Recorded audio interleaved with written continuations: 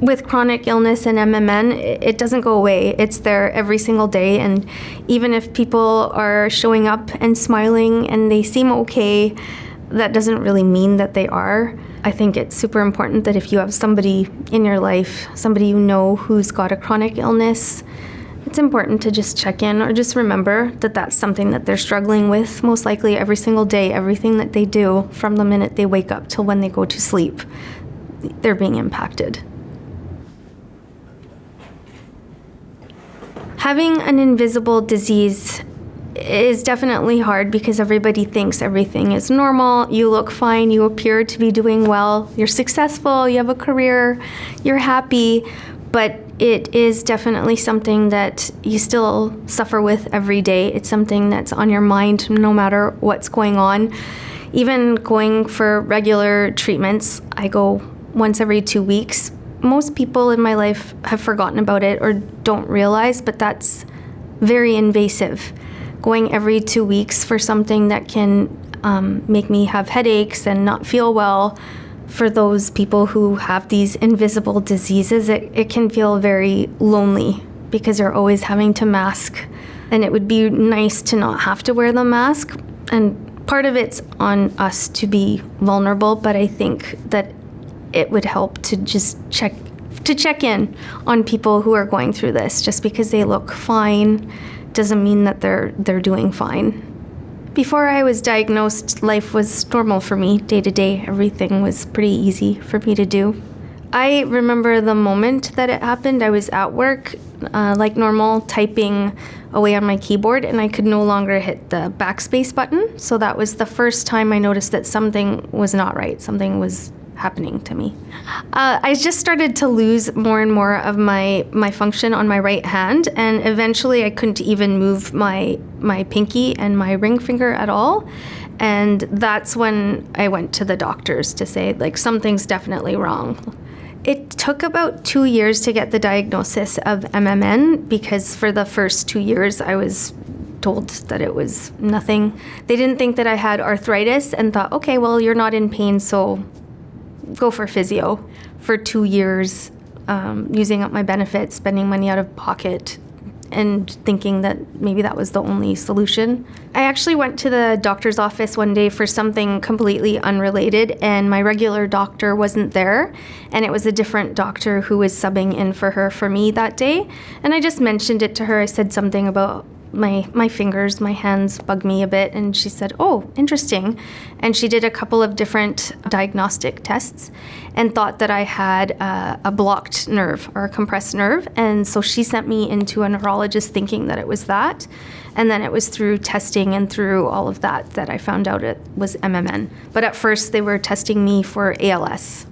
The treatment that's been the most effective for me by far has been the IVIG, the immunoglobulin therapy.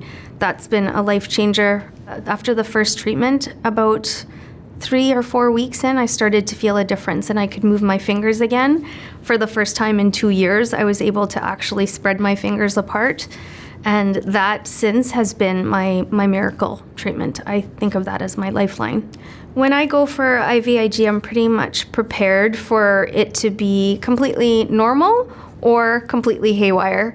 And I've had everything from reactions to the immunoglobulin therapy, full-on head-to-toe hives, needing to have like steroid treatment and Benadryl. And so I'll pass out when they give it to me, and then I'm out of it for the rest of the weekend as it's wearing off. But then more often it's headaches and just feeling under the weather.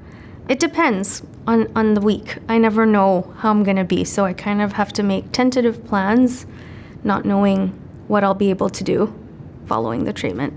My medical support system is primarily my neurologist, who I see once a year, though it's not very often. I have a new doctor who is really taking an interest in what I have. So I'm just exploring that right now and hoping to have more conversations that factor in MMN in everything else that's going on in my life. The nurses at the hospital are amazing, and I have really good support from my sisters. I have 2 sisters. I have a lot of really close friends who I don't really talk a lot about it, But I know if I wanted to, they're there, and they want me to talk about it a little bit more than I do. I know I could probably use some more support. If it was there, I don't even know if I would use it right away. I've been kind of resistant to that a bit because it makes me feel like then I'm dependent on others. That's on me because I've just tended to be like that. It's taken a lot to even let loved ones in on this a bit. I just wish people knew more about it, like in terms of like my family doctor, other practitioners that I see, because it's just so unknown and you're kind of always having to explain it or not, or just avoiding it because nobody understands it. My biggest struggle with the journey is just not having a lot of information about it, more in terms of there's not a lot of people who have it, so there's not many people I can talk to. In fact, today was the first day that I met 2 people who have MMN. That's the first time I've ever met somebody and talked to somebody who knows what I'm going through or has been through what I've been through. So that's been the hardest part, is not having a very large support from people who fully understand it. So it makes me feel kind of alone. The hardest part of this whole journey has been overlooked. Doctors not even knowing what I had, being told that it was in my head, and therefore the advocacy for patients, knowledge about GBS-CIDP and MMN is so important, because the more awareness there is, amongst professionals, medical professionals, people will get quicker diagnoses and get treatment sooner, not go through what many of us have gone through, where we've gotten worse, have gone through the psychological impact of not being heard and all of that, that even after diagnosis, even when you're being treated, I think that has a lasting impact on you when you've gone through something like that. It took me a really, really long time to get in contact with the foundation. I would see flyers up at my day medicine unit, and I just kind of avoided it. So it took about 8 years to reach out and get some support, because I was turtling a bit. I was just wanting to avoid thinking about it, talking about it. I thought if I do more research, if I find out more, the answer is not going to be great, because with MMN, it's progressive and there's no cure. I've been scared to talk to others or to find out more. So it really did take a long time. I do wish I had gotten in touch with the foundation sooner to get that support from people who understand what I'm going through. Even just the initial journey of doctors not knowing what was going on, you thinking that you're going crazy, feeling like it's all in your head. This validated a lot of what I felt early on, feeling unheard, feeling unseen, feeling alone in it. Definitely reaching out to those in the foundation and contacting people, connecting with people this weekend, has really been helpful. I don't feel as alone. I know that I should be talking to somebody about, my fears and about the long-term impact of this, and I haven't really done much of that yet. I'm scared to open up that can of worms. There's some fear in here that has not been resolved, and I probably, it probably comes out in other ways. Stomach aches, headaches, I don't know, but it's because it's always there.